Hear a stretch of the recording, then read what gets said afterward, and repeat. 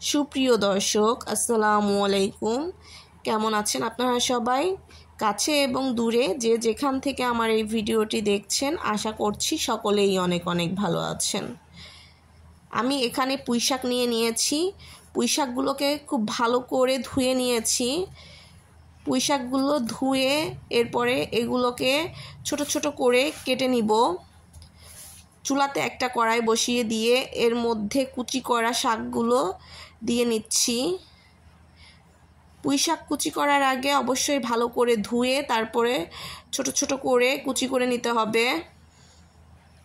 আমার পছন্দের শাকের মধ্যে পুঁইশাক একটি। এখন এর মধ্যে দিয়ে দিব সামান্য পরিমাণের লবণ।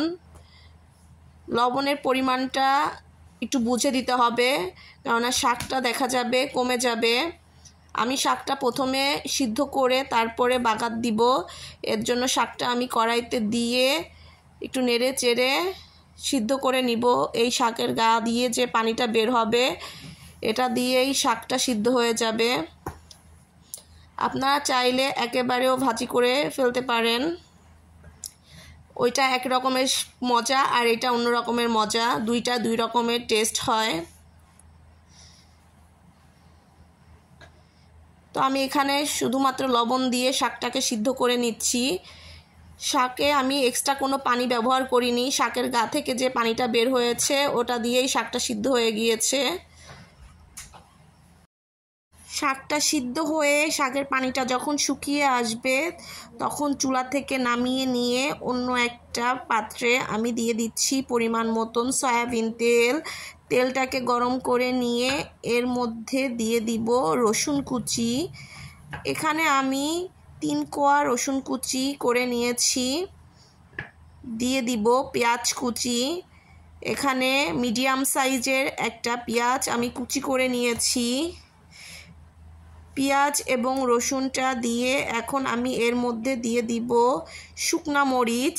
আপনারা চাইলে এখানে কাঁচা মরিচও দিতে পারেন, তবে শুকনা মরিচ দিয়ে শাক ভাজি করলে আমার কাছে বেশি মজা লাগে। পুঁই শাকে এভাবে শুকনা মরিচ দিয়ে ভাজি করে খেয়ে দেখবেন, আশা করছি ভালো লাগবে। রসুন, পেঁয়াজ এবং মরিচটাকে কিছুক্ষণ ভেজে নিব। ভেজে নিয়ে যখন পেঁয়াজ রসুনের কালারটা চেঞ্জ হয়ে আসবে, অর্থাৎ হালকা বাদামি কালার হয়ে আসবে, তখন এর মধ্যে আমি আগে থেকে সিদ্ধ করে রাখা শাকটা দিয়ে দিব। আপনারা কে কে এভাবে শাক ভাজি করেন কমেন্টে জানিয়ে যাবেন। এভাবে শাক ভাজি করলে কিন্তু খেতে দারুণ লাগে। এভাবে একদিন আপনারা বাসায় ভাজি করে খেয়ে দেখতে পারেন, আশা করছি আপনাদের কাছে ভালো লাগবে।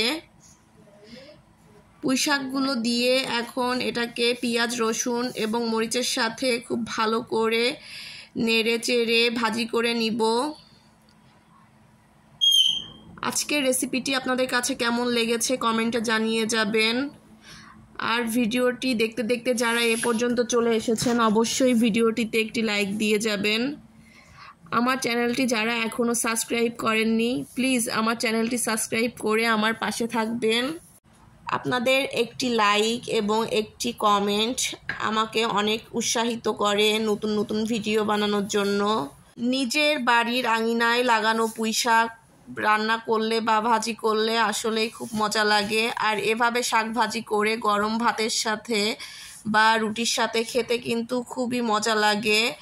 তো শাকটাকে আমি একটু সময় নিয়ে ভেজে নিলাম। শাকটা ভাজি করতে বেশি সময় লাগে না, যেহেতু আমি আগে থেকে শাকটাকে সিদ্ধ করে নিয়েছি, এর জন্য খুব অল্প সময়ে শাকটা ভাজি হয়ে যাবে। আর আপনারা চাইলে সিদ্ধ না করে একেবারেই ভাজি করে নিতে পারেন, মানে একেবারেই পেঁয়াজ রসুন এবং মরিচ ভাজি করে এর মধ্যে শাকটা দিয়ে ভাজি করে নেওয়া যায়।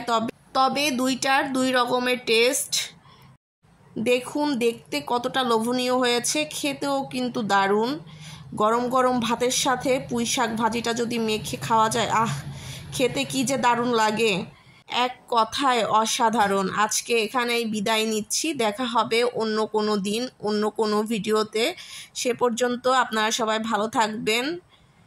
আল্লাহ হাফেজ।